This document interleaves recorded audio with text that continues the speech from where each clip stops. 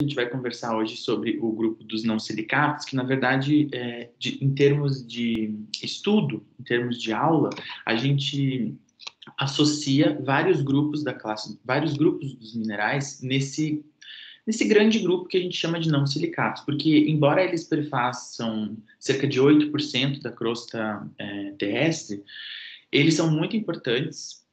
E a gente utiliza outros métodos de estudo, né, quando a gente trabalha com esses grupos, né. Eles não fazem parte daquele sistema de polimerização de tetraedros de silício que nós vimos em aulas anteriores, então por isso a gente acaba estudando eles em separado dos minerais silicáticos em geral e em conjunto entre eles, para a gente entender como que cada classe desses minerais vai mudar. Então, eu vou fazer uma pequena recapitulação sobre processos de formação de minerais, só para lembrar vocês da extensa quantidade de elementos que a gente ainda tem que trabalhar, né? Então, nos minerais silicáticos, de maneira geral, nós trabalhamos com uma trama cristaloquímica composta por tetraedros de silício. Então, nós temos o elemento silício mais oxigênio se juntando aí, e para eliminar as cargas negativas que restam nessa estrutura cristalográfica, outros elementos vêm ajudar na estrutura. Então, a gente conversou sobre inúmeros tipos de minerais em aulas passadas, que são silicatos. Trabalhamos com sódio, magnésio, cálcio, potássio, trabalhamos com alguns semimetais e não metais, e assim foi.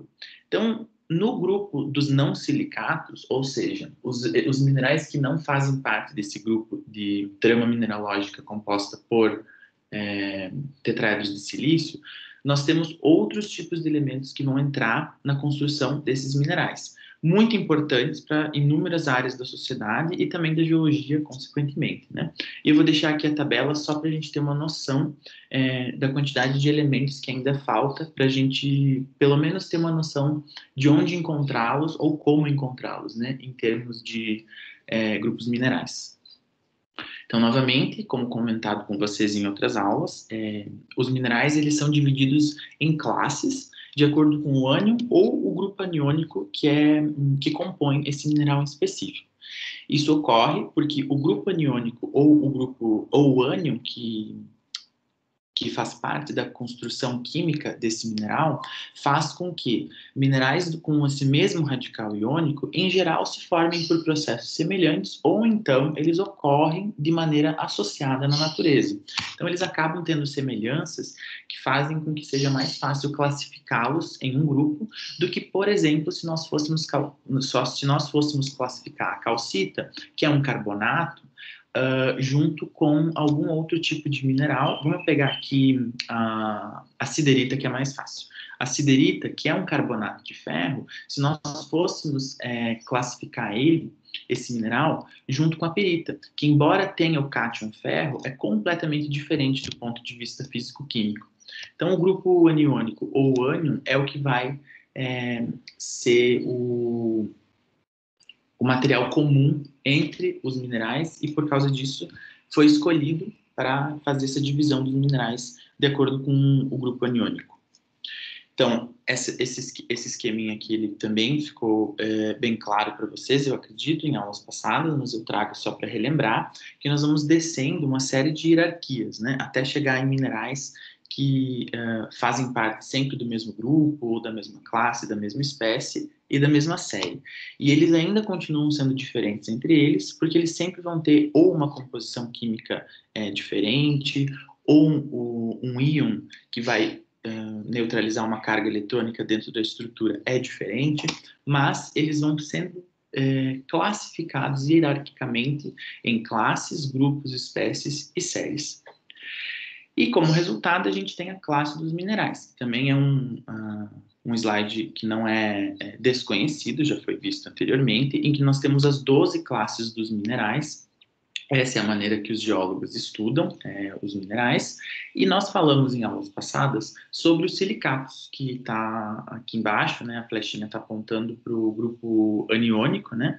Que é um tetraedro de silício, ocupado com o silício no meio dessa estrutura tetraédrica, e cada vértice representa um ânion de oxigênio.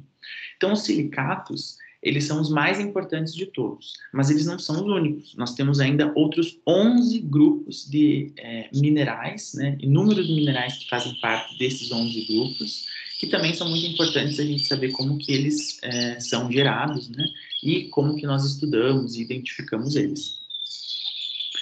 Então, de 92% da crosta terrestre em composição mineralógica, cerca de 8% da nossa crosta é composta por esses minerais, os não silicatos. Só que se nós observarmos aqui na classe dos minerais, os grupos, né, as classes, perdão, a gente vai observar que tem muitos minerais que nós não falamos ainda, como, por exemplo, os sulfetos. Então, a grande maioria dos sulfetos são a origem de muitos elementos metálicos que nós utilizamos na nossa sociedade, como ferro, como cobre, como cobalto. Nós temos também os nitratos, os boratos e os fosfatos, que são elementos, que são minerais muito importantes na indústria agrícola, por exemplo, né? Os carbonatos, então, nem se fala, né? Além de ser utilizado na indústria agronômica, né, nós temos inúmeras utilidades para os carbonatos na nossa sociedade. Então, embora eles estejam em menos quantidades, menos concentrações na crosta terrestre, eles são muito, muito utilizados. Então, o que a gente vai falar hoje em termos elementares, né? Em termos elementares, a gente deixa um pouquinho o silício de lado, tá? Ele faria ali cerca de 28% da crosta terrestre. Juntando-se com o oxigênio, ele faz a grande maioria, quase 3/4 da crosta terrestre. Só que agora a gente vai falar sobre outros elementos, esses outros que estão aqui embaixo, né? Aqui, representado pelo termo outros, se encontram todos os metais, por exemplo, que nem estão sendo mencionados aqui, porque eles acabam não fazendo um tipo de quantidade significativa, né? Com exceção do ferro, né? Que faz cerca de 6% da crosta. Então, a gente vai se concentrar um pouquinho aqui hoje. O grupo dos elementos, a classe dos elementos nativos. Então, rapidamente eu vou voltar aqui. Então, a gente vai, a nossa aula hoje, a nossa conversa, ela vai se evoluir de acordo com a classe dos minerais. Então, nós vamos começar pelos elementos nativos, como a gente acabou de ver nesse último slide aí, e vamos indo descendo, né? Vamos descendo em relação à classe dos minerais. E eu peço para vocês sempre terem em mente o radical, tá? No sentido de que elementos nativos não acabam não se juntando, né, com outros ânions ou grupos aniônicos, então eles não teriam esse radical aniônico, né? Mas a partir dos sulfetos, nós temos o nosso grupo aniônico, tá? Então, no caso do sulfeto, seria um átomo, um ânion de enxofre, né? E assim por diante até a gente chegar no nosso mais conhecido silicato, né? Mas então sempre tenham em mente ou tentem se perguntar durante a explicação qual seria o grupo aniônico ou o ânion que dá nome ao grupo, né? Então vamos lá. Então os elementos nativos, como eu mencionei, eles são nativos, no sentido de que eles não tendem a ocorrer na natureza unidos a outros elementos, pelo menos não do mesmo modo que a gente utiliza para fazer a classificação de grupos, tá? Então, por exemplo, átomos de ouro, por exemplo, que faz parte dos elementos nativos, eles podem se juntar com outros tipos de elementos, né, como a prata, por exemplo. Mas essa ligação, quimicamente falando e também geologicamente falando, não é a mesma que ocorre nos outros minerais, em que elementos vão se juntando e formando estruturas, né? Então, por isso que eles são classificados como elementos nativos. Dentro dos elementos nativos, nós temos 3 subgrupos, né? Que são os metais, os semimetais e os não metais, que é mais ou menos aquela divisão da tabela periódica, aquela divisão clássica da tabela periódica. Então, nós temos dentro do grupo dos metais, muito comum a gente utilizar nomes como ouro e platina, né? A gente conhece esses elementos, só que, na verdade, eles perfazem, geologicamente falando, um grupo. Então, nós temos o grupo do ouro, em que o ouro, a prata e o cobre se encaixam. E o grupo da platina, ou então muito utilizado o nome platinoides, né? Que tem, claro, a platina, mas nós temos também elementos que são super raros, super densos, eles são muito ricos em meteoros e meteoritos, né? Corpos extraterrestres, né? Que além de ter a platina, nós temos o paládio, o irídio e o ósmio, né? Inclusive o ósmio é o elemento mais denso da tabela periódica, né? Então ele está aqui no grupo da platina. E o grupo do ferro é interessante porque o ferro, além de, ele é muito versátil como elemento, ele consegue compreender estruturas cristalográficas, ele consegue completar estruturas cristalográficas e ele também, em determinada situação físico-química, né, ele consegue existir sozinho na situação ali. Então, ele também é considerado um elemento nativo do grupo dos metais. Ele pode aparecer somente ele ou em ligas específicas, né, ferro-níquel, né? Inclusive, muitos estudos, né, teorizam que o centro da Terra é composto quase que exclusivamente por uma liga de ferro-níquel, né? Depois nós temos os semimetais, que ficam assim, nem para lá nem para cá, né? Então, como grupo principal, nós temos o arsênio e o bismuto, são elementos muito utilizados, o bismuto, sobretudo, na indústria eletroeletrônica, né? Então, eles são elementos semimetais que ocorrem principalmente de maneira nativa na crosta terrestre, e embora eles são raros do ponto de vista de quantidade, né, abundância, eles são raros, mas quando eles ocorrem, a grande maioria ocorre de maneira nativa, né, sem estar ligado a uma estrutura cristalográfica complexa. E por fim, nós temos os não metais. Os não metais, nós temos dois grupos principais, o grupo do enxofre e o grupo do carbono. Tá? Então, o enxofre ele é interessante, porque além dele fazer parte, também como ferro, tá? Ele é bem versátil, esse elemento. Ele trabalha com outras estruturas cristalográficas, sendo o elemento, um dos elementos principais, como a gente viu anteriormente, os sulfossais e os sulfetos e sulfatos, nós temos como grupo aniônico uma molécula composta por enxofre também. Nós temos o enxofre que ocorre de maneira subordinada na estrutura cristalográfica de outros elementos, de outros minerais, perdão, e por fim nós temos o enxofre que é considerado como elemento nativo. Então ele ocorre ligado entre ele mesmos, enxofre, átomos de enxofre ligando-se um ao outro, né? Ele tem coordenação diferente, tem uns que têm coordenação 6, tem outros que têm coordenação 8, mas ele é muito comum, por exemplo, em regiões de intensa atividade vulcânica, né? Através de exalações, de fumarolas, ele acaba se precipitando. E o carbono, que é um elemento extremamente importante do ponto de vista biológico e abiótico na crosta terrestre, nós estudamos ele como um grupo principal que é composto por diamante ou grafita. Né? Então, o diamante é aquele mineral conhecido, né, de todos nós, uma pedra gemológica, embora cerca de apenas 10% da produção mundial de diamante seja destinada à indústria gemológica, né? O diamante ele tem características geológicas muito mais importantes para outros tipos de indústria. E o diamante tem uma estrutura cristalográfica que é diferente da grafita. No entanto, eles são compostos exclusivamente por átomos de carbono ligando-se entre si. Não vamos esquecer que o carbono, assim como o silício, ele é tetravalente, então ele tem a capacidade de fazer ligações, digamos assim, dos 4 lados, né, do átomo, que torna ele muito versátil. Não à toa, os hidrocarbonetos, por exemplo, são polimerizações cada vez mais complexas, tendo o carbono como elemento principal. Então, falando rapidamente sobre os elementos, esses metais, né, o grupo dos metais e dos elementos nativos, nós temos como encontrá-los em vários lugares da crosta terrestre. Então, as pessoas que se debruçam na procura e prospecção de metais já sabem com alguma certeza que muitos filões hidrotermais de quartzo ocorrem esses tipos de metais, tá? Ou então de maneira secundária, em uma situação geomorfológica que a gente define como um aluvião, tá? E em termos químicos e físicos, assim, os metais, eles têm as características que o pessoal da química estuda bastante, e a gente, inclusive, se utiliza muito dessas características.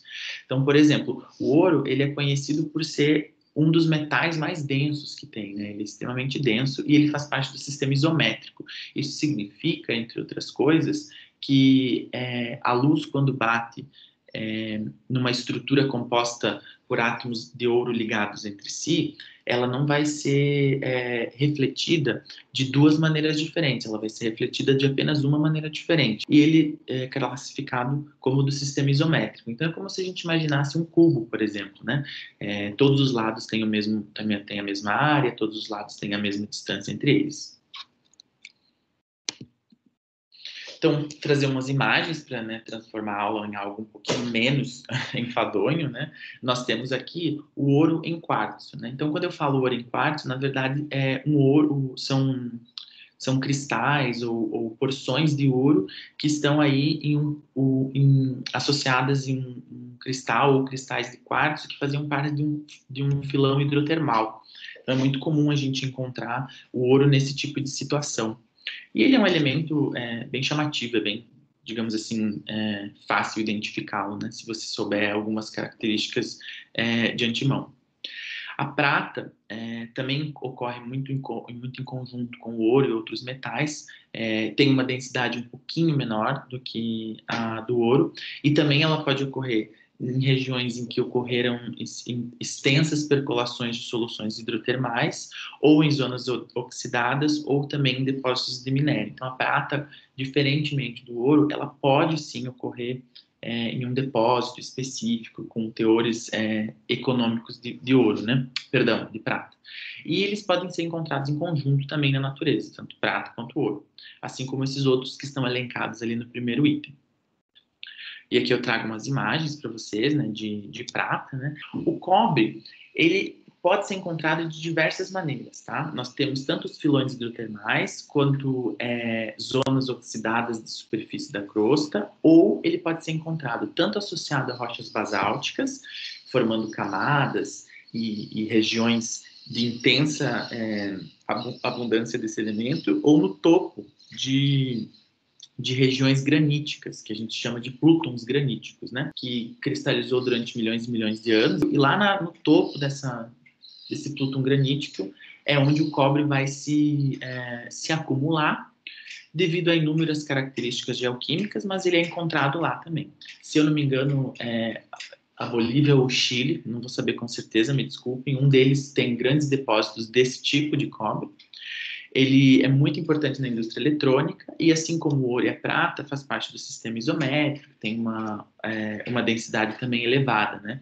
Quando a gente pensa, né, na densidade média dos silicatos, que é entre 2,8 a 3,2, a densidade desses elementos acabam se tornando intensas, né, expressivas, né, quando a gente compara com esses outros elementos que a gente estudou no passado, minerais, perdão. E aqui o cobre, né, ele é muito fácil também de você observar ele, porque ele tem uma cor assim bem característica, e você pode encontrar ele nesses depósitos que eu comentei com vocês. Já a platina, e aqui eu vou falar também dos elementos platinoides, de maneira geral, eles são muito raros, como eu falei, são encontrados geralmente em conjunto na natureza, então platina, irídio, ósmio e paládio, tá? E geralmente, mas não sempre, quando você encontra depósitos significativos de ouro e prata e cobre, níquel também, em um tipo específico de geologia, contexto geológico, você pode encontrar platinoides também. Então, não é à toa que os platinoides são extremamente caros do ponto de vista econômico, porque eles são muito raros e difíceis de encontrar. Eles são um metal super nobre, porque quando a gente trabalha com esses metais, eles não geram subprodutos em reações. Então, o pessoal da química utiliza muito a platina, por exemplo, nós da geologia utilizamos muito também, tendo uma certeza de que ele não vai influenciar numa reação que a gente está querendo produzir, ou ele não vai gerar um subproduto se a gente utilizar esses elementos na nossa reação, né? Então, são metais muito nobres. E eles têm densidades extremas, né? Dentro do grupo, a densidade deles acaba sendo muito maior do que a do ouro, mas dentro do grupo, o ósmio é o elemento mais denso do grupo dos platinoides e, por consequência, da tabela periódica também.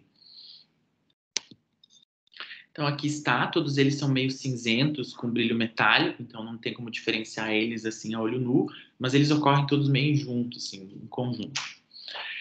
Falando sobre o ferro como um metal nativo, ou as ligas de ferro-níquel, né? Então, na verdade, a gente encontra o ferro muito facilmente porque ele se oxida muito facilmente. Nós temos os dois estados de oxidação principal do ferro, ferro férrico e ferro ferroso, e ele se oxida muito fácil. É um metal extremamente magnético, utilizado em inúmeras áreas da indústria, em inúmeras áreas da nossa sociedade. Encontra-se em um monte de contextos geológicos diferentes, não tem como ficar aqui elencando os lugares, porque como ele tem um estado de valência diferente, ele pode ser tanto ferro ferroso quanto ferro férrico, ele se dá bem em todos os contextos geológicos, ele é arroz de festa, então a gente não tem como ficar elencando todos os lugares em que a gente consegue encontrar o ferro e as ligas de ferro-níquel de maneira econômica, né, para a gente poder produzir, né, essas ligas. O que é interessante é comentar que as ligas de ferro-níquel, elas são muito encontradas e tradicionalmente associadas a meteoritos ou corpos extraterrestres de maneira geral, o que leva àquela teoria que eu comentei anteriormente de que talvez o centro da Terra seja composto por um mineral cuja estrutura cristalográfica seja exclusivamente composta por uma liga de ferro-níquel. E aqui ele também, aqui na verdade são imagens de meteoritos, tá? Que a gente encontra essa liga de ferro-níquel que eu comentei para vocês. Então aqui na parte superior à esquerda tem um meteorito e à direita dessa imagem você tem o meteorito cerrado, para a gente ver como que é lá dentro, né? E aqui, para encerrar os metais, eu trago mais imagens assim lúdicas para vocês observarem como eles têm essas características meio que em comum entre eles, né? O brilho metálico, eles são extremamente maleáveis, né? A maioria deles. Então, eles são classificados no grupo dos elementos nativos. Os semimetais, que são quase metais, mas não são, os dois principais é o bismuto e o arsênio. Então, eles são dois elementos da tabela periódica que agem como semimetais. Do ponto de vista geológico, eles também são um grupo isoestrutural, ou seja, um grupo isométrico, e eles também compõem minerais, tá? Não quer dizer que eles nunca vão se ligar com outros elementos. Pode acontecer deles se ligarem com outros elementos, mas mais naturalmente, eles são encontrados em sua forma nativa na natureza, ligados entre si, né? O bismuto se liga a átomos de bismuto e o arsênio a mesma coisa. Só que isso gera minerais extremamente frágeis, tá? E eles são muito ruins para conduzir calor, eletricidade, por exemplo. Então, algo que é ruim para alguém pode ser muito bom para outra coisa. Então, o bismuto e o arsênio pode sim ser utilizado como isolantes térmicos, isolantes elétricos, por exemplo. Então, eles são muito importantes. E o fato deles serem semimetais, aí adentramos a uma área muito mais química mesmo, né? Existem características ali subatômicas que devem fazer com que eles tenham uma característica metálica, mas ele não tenha todas as características que um metal deveria ter, né? Como condução de eletricidade, de calor, etc. Eu trouxe, desculpe, umas fotinhos para vocês darem uma olhada de como eles podem ser encontrados. Claro que a foto aqui, ela é uma foto de livro, tá? Não quer dizer que a gente vai encontrar ele sempre nessa forma extremamente bonita, né? Mas eu trouxe para dizer para vocês, para exemplificar como o bismuto é do sistema isométrico, né? Então é como se fossem vários cubos, né? Um nascendo dentro do outro, né? Isso reflete a estrutura cristaloquímica, tá? Tanto atômica quanto macroscopicamente, como a gente pode ver. E como eu falei, você utiliza o bismuto e o arsênio para inúmeras outras indústrias, né? Aí nós temos o arsênio, que eu trouxe para vocês aqui duas imagens. Eles também têm esse brilho mais ou menos metálico, mas eles são um pouco mais frágeis, são mais friáveis, né? Eles podem ocorrer associados aos metais, então é muito importante saber que eles também podem significar a ocorrência de metais, assim como você ter metais numa região que você está produzindo e explorando economicamente, pode ser que na região próxima você tenha semimetais que também têm algum valor econômico.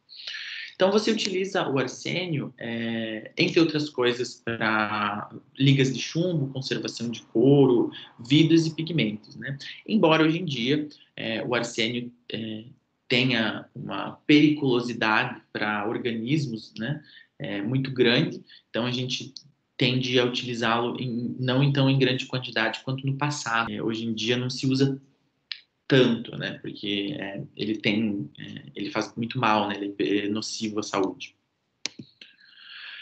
O enxofre, que eu falei que tem 2 polimorfos, né? Só vamos pensar ali que ele pode ser encontrado de 2 maneiras diferentes, tá?